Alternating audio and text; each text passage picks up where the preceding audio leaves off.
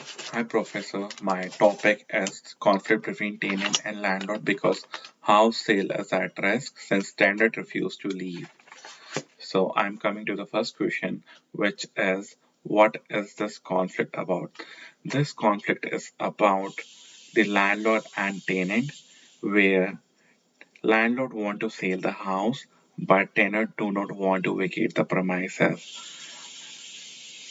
It's always like it usually happen like when tenant want like landlord want to sell the house and where the tenant do not want to vacate the premises.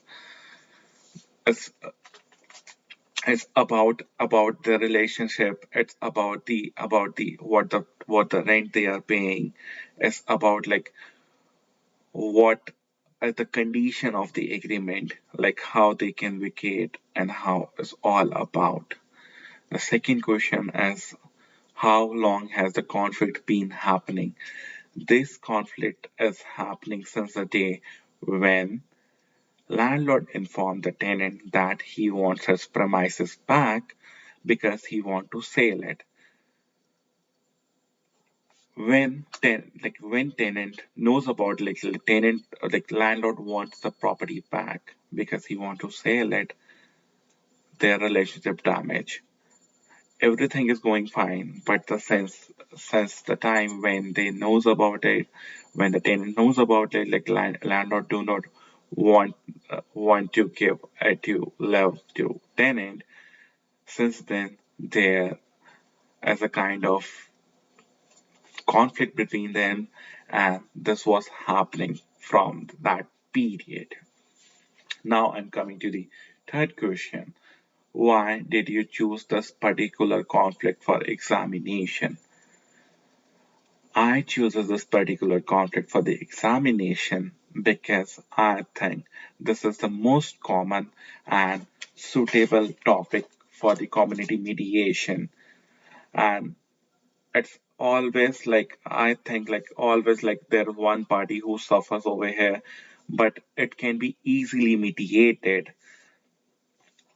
There is like, it's a kind of like nobody is understanding the other party what they are suffering. Like when we can mediate, the other party can also get to know what the like what the party feels about it. So it is a very easily mediated thing, mediated topic where we can mediate it and give a solution to the party, and we can help them to solving the issue and give them a friendly in a friendly way. Now I'm coming to the fourth question, which is about who are the stakeholders in the conflict and how they are impacted.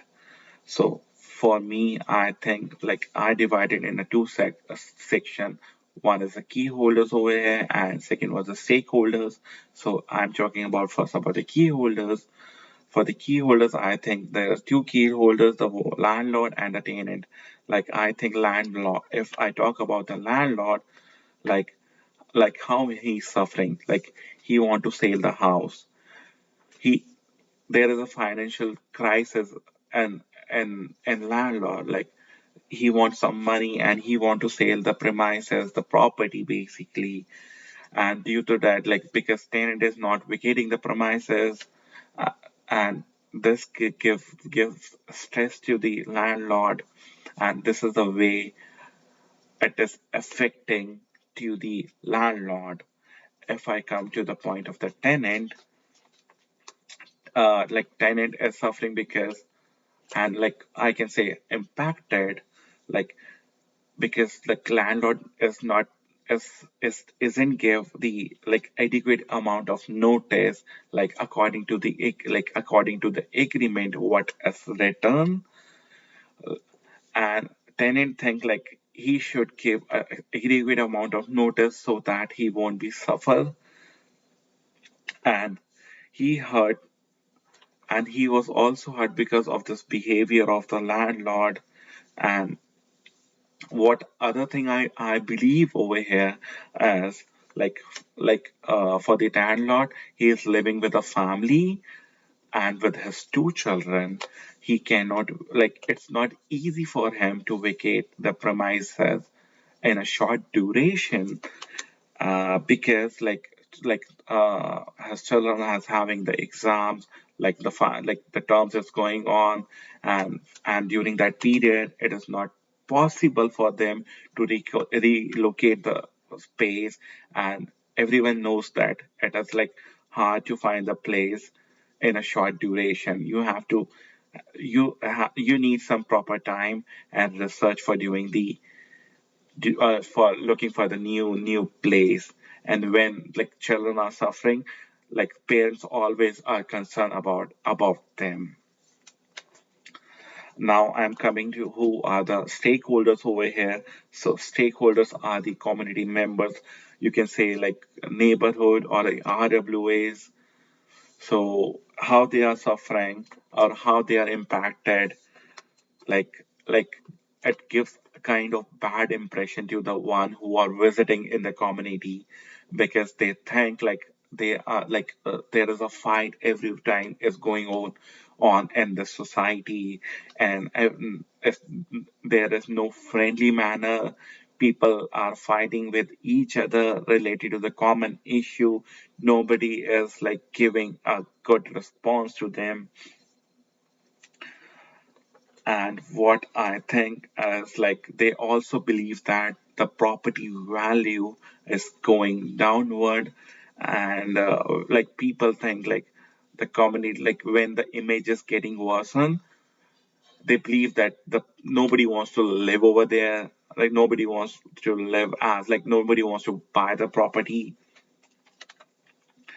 And now I'm talking about the landlord and like the other stakeholder which is the landlord and tenant board. And I think like how they are impacted as like we know, and like there are like backlogs of cases. This is the common case, and they have like so many cases to hear in a day, and they are overburdened because of them, and they cannot give a proper time, and they cannot get a early date to hear the matter. And what I think the enforcement authority also suffering, like whenever there is a fight between them or an argument is going them, the police have to become, and they all are suffer because of them.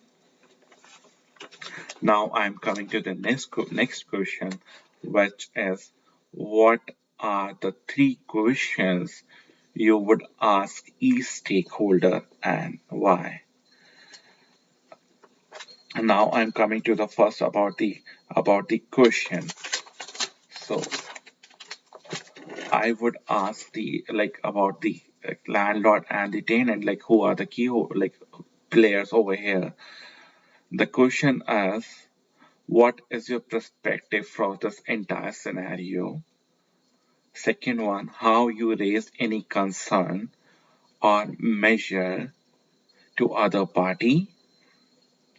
The third one is how much is this important to solve this issue. So basically these are the like a common question which can be framed to ask in terms of both the tenant and landlord. And I'm coming to the now about the what question to be asked to the landlord and tenant board as like I don't know whether this is suitable to ask to them or not, but if I get an opportunity to ask, I would ask the representative like what are their rules over here. Second is what are their measures to handle this conflict. Then third one is how much time it will to take to resolve this type of matter.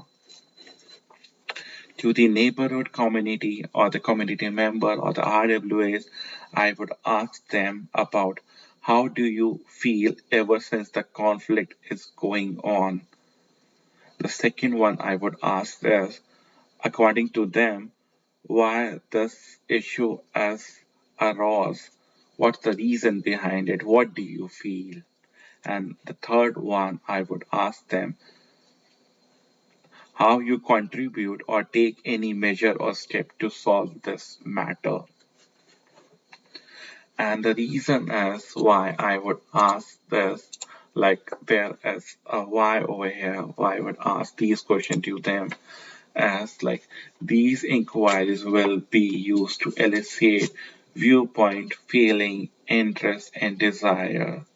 My goal is posing this question is to also to make covert element of the conflict explicit and laid out in the open so that each person can understand the need, the desires, and justification for the behaviors.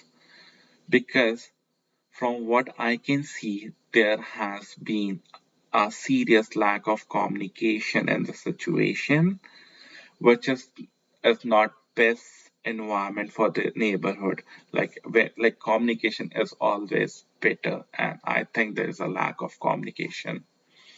Now I'm coming to the next question. How does this conflict fall within the scope of community mediation? I think this case falls under the scope of community mediation because this is a matter related to the house, and this house is like near to the community where all the community members are living, and that is the reason I think this belongs to the community mediation, because like the stakeholders and everyone over here, like the key holders, like the key players, they all are suffering because of them. So I think this matter is related to the community mediation and it can be solved through them. And now I'm coming to the question number 7, which is if you were assigned this case for co-mediation, how would you approach and what special consideration would you be aware of? So I like over here I will provide them a positive environment. Like whenever you provide a positive environment, party feel happy. They feel they have someone who is there to help them. I will I will build a rapport over here, because this way I can understand what they're trying to say and what are the issue. I would be neutral over here. This like being neutral towards the party is a very important in community mediation.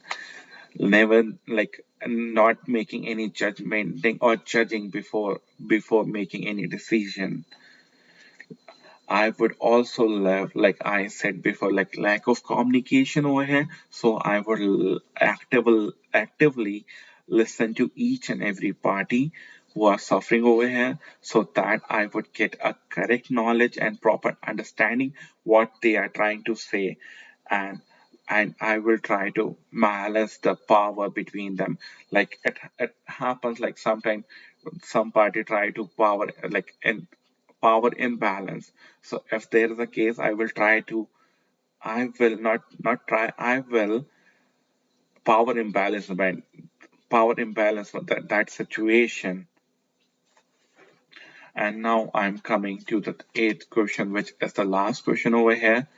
Do you feel you are ready to co-mediate this conflict, either as a lead mediator or the secondary mediator? Why and why not? I am ready for to do as a secondary mediator over like to deal this matter. The reason is why, because I am a new international over here. I am not much aware about the community, how people live, their culture, their background, and if I do act as a secondary mediator over here, I think my first mediator would be basically the lead mediator would have like definitely he have some kind of a better knowledge about in terms of me, because he is living over here. So I would like in future I can be as work as a lead mediator, I can understand everything about the culture, the background, the everything, and this is a very common, so it could be easily mediated when you know everything about the community, their members, how they are reacting, what are the culture, what are the custom. These are the reason why I think I would go as a secondary mediator, because when I get a proper knowledge about it, I will definitely work as a lead mediator, and I'm ready to mediate this conflict. Thank you.